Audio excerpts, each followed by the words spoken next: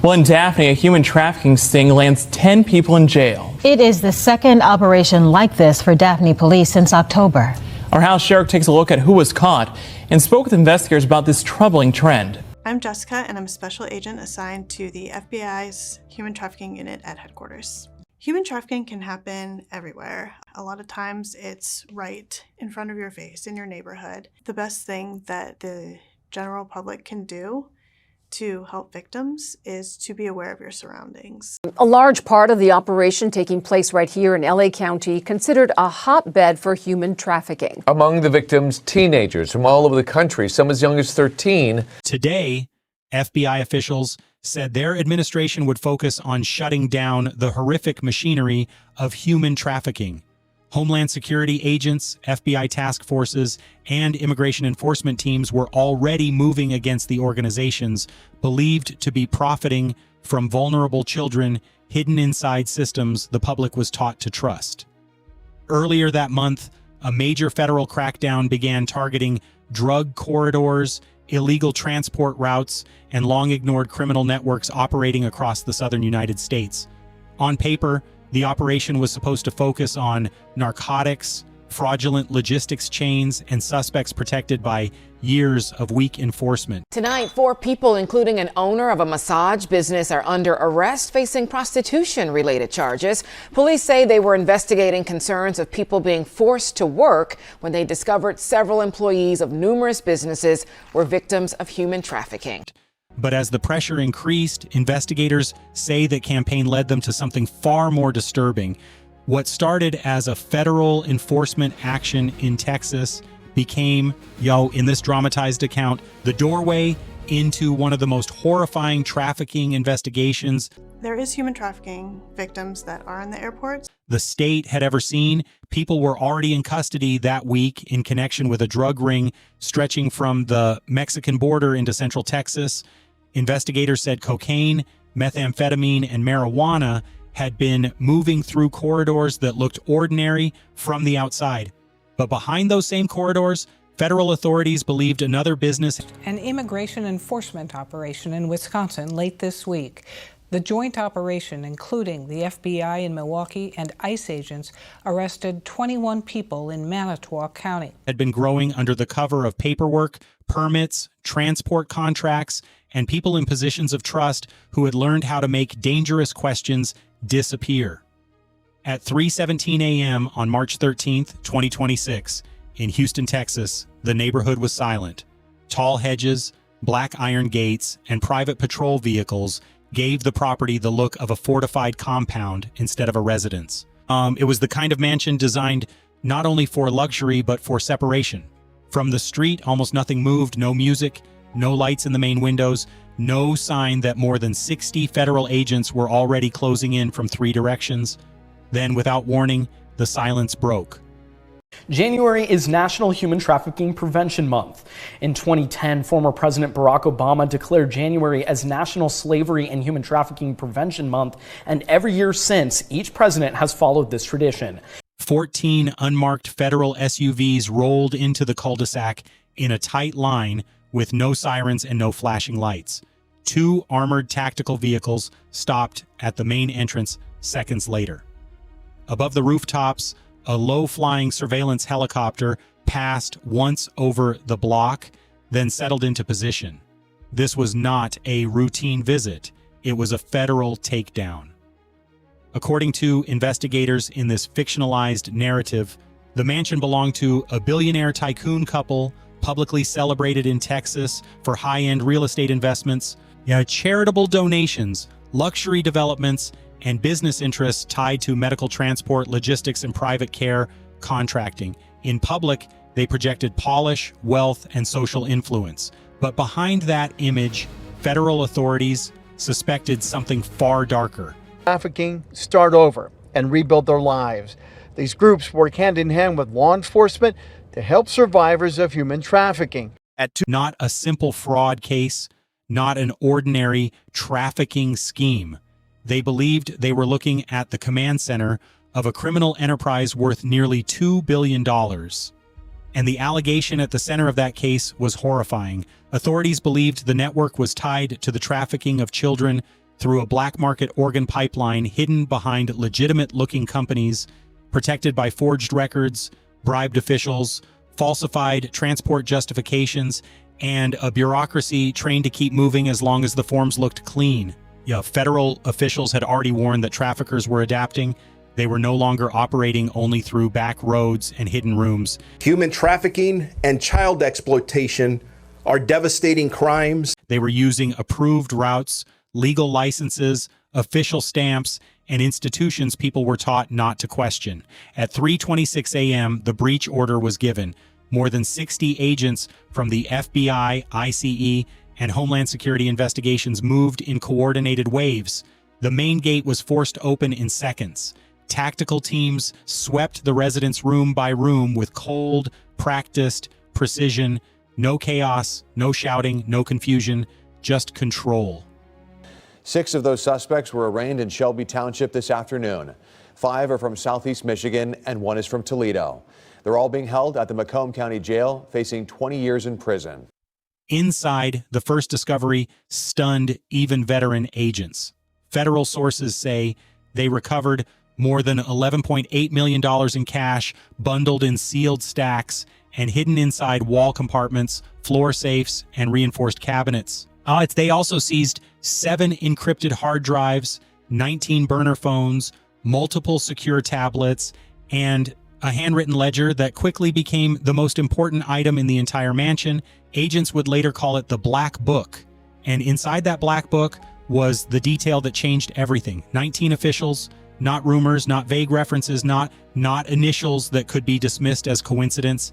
19 named officials allegedly tied to permits, inspections, transport clearances, records access, paperwork approvals, and protection payments. Investigators say the bribe totals documented so far exceeded $38.6 million.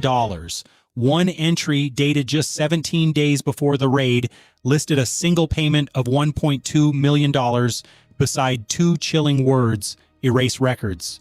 By sunrise, federal agents had sealed off the entire block. Neighbors watched from behind curtains as evidence teams carried out documents, digital devices, financial files, and sealed containers. The scene no longer resembled a mansion search. It looked like the opening chapter of a statewide corruption case.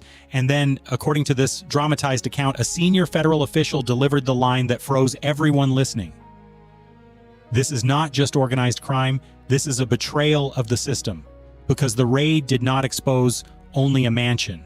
It exposed the beginning of what authorities believed was a much larger machine. By dawn, the property had been transformed into a federal crime scene. But what investigators recovered from the encrypted drives did not describe a single house, a single family, or even a single operation. It described a structure, a blueprint, in a network built with the discipline of a corporation and the cruelty of a trafficking ring. Investigators believed the tycoon couple had not built their fortune through luck alone. They had built it through layers. Each company, each contract, each transport lane, each payment channel serving a purpose.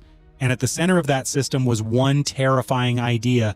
Children were not being treated like human beings. They were being processed like inventory. Federal sources claimed the network could move victims across Texas in under 6 hours using routes disguised as urgent medical transfers. The paperwork looked legitimate. The vehicles looked legitimate. Drivers wore uniforms. Staff carried clipboards and clearance forms. And that was the trap. The operation blended into normal life. Authorities believed the trafficking empire was supported by at least 5 cooperating businesses operating under valid state licenses. One company was listed as an emergency pediatric transport provider. Another presented itself as a nonprofit serving at-risk youth. A third supplied medical tools and disposable equipment. A fourth operated as a restricted access recovery clinic. A fifth handled temperature-sensitive regional freight. On paper, it looked like public service. In reality, investigators believed it was a pipeline. According to internal summaries, federal analysts flagged at least 64 high-risk cases over 18 months tied to the same movement pattern, similar routes, similar paperwork, similar transport windows. In more than 40 of those cases, the stated medical reason appeared copied word for word, as if printed from the same hidden template. Then came the financial layer.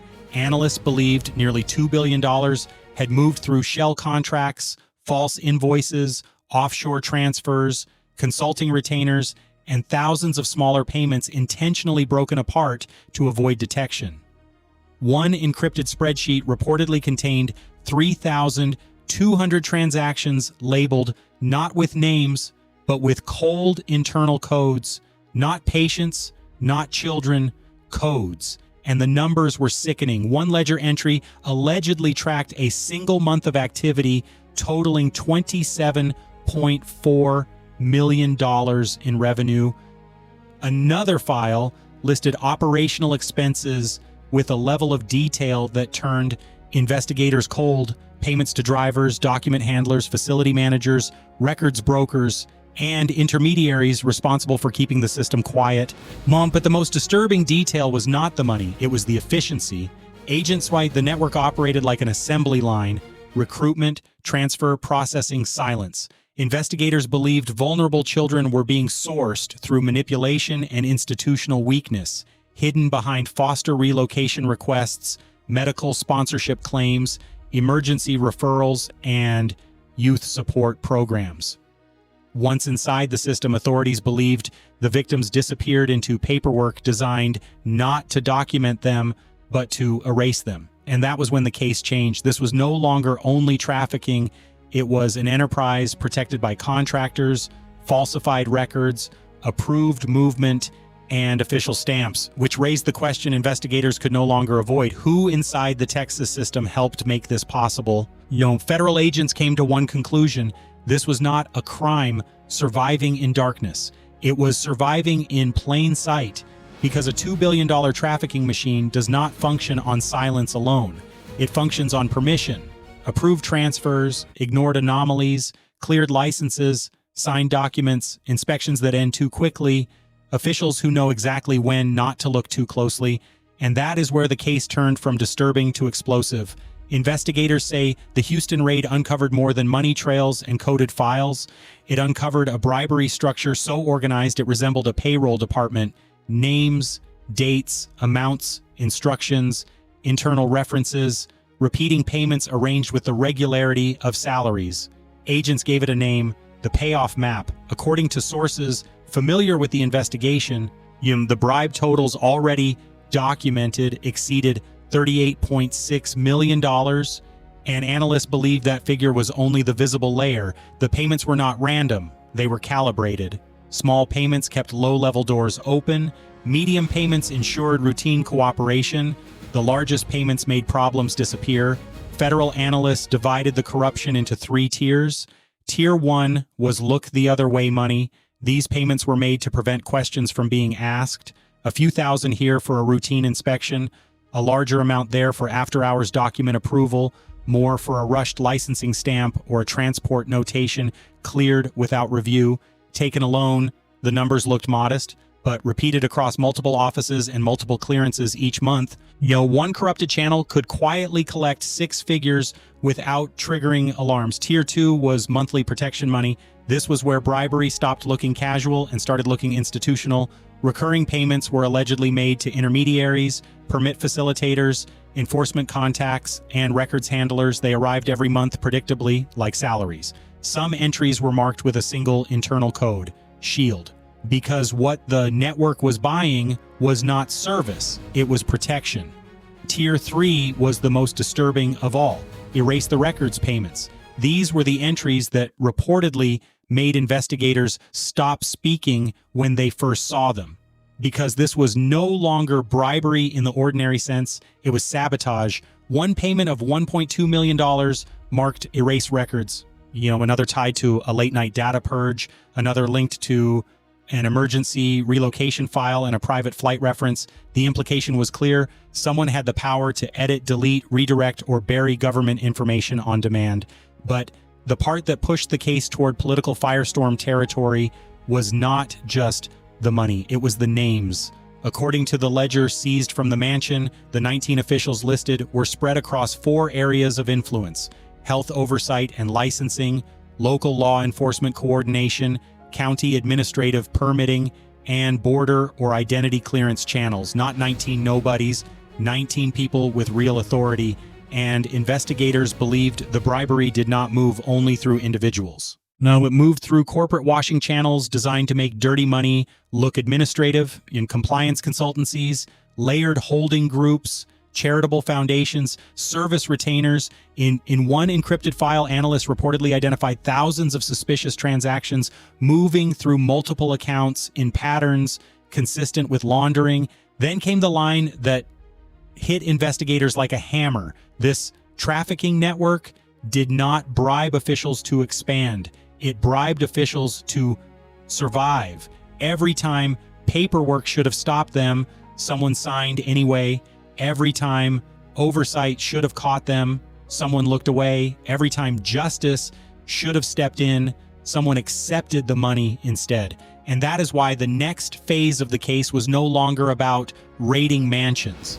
It was about the victims. In the end, corruption was no longer a theory. It was documented, priced, scheduled, protected. But the most terrifying part of the investigation was not the cash, the luxury, or even the list of officials. It was the children.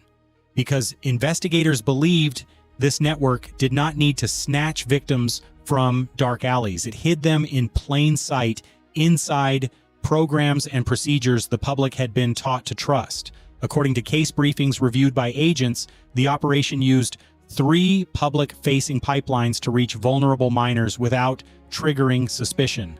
Foster placement transfers disguised as temporary relocation, youth rehabilitation referrals labeled as behavioral treatment, medical sponsorship programs claiming urgent pediatric care. To an ordinary person, the paperwork looked legitimate. To an exhausted social worker, it looked like another urgent file. To a clerk processing forms late in the afternoon, it looked routine. That was the genius of the cover. Investigators say children were moved through a chain of locations designed to leave no stable footprint, no school registration, no long-term address, no consistent provider.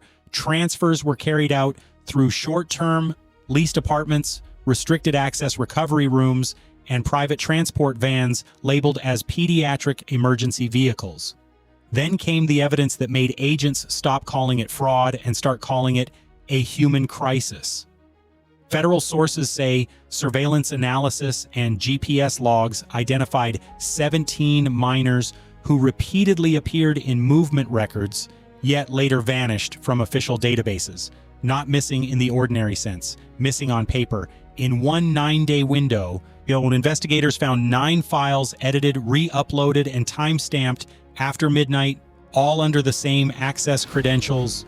In recovered communications, they found a phrase repeated like an instruction, keep them off the registry.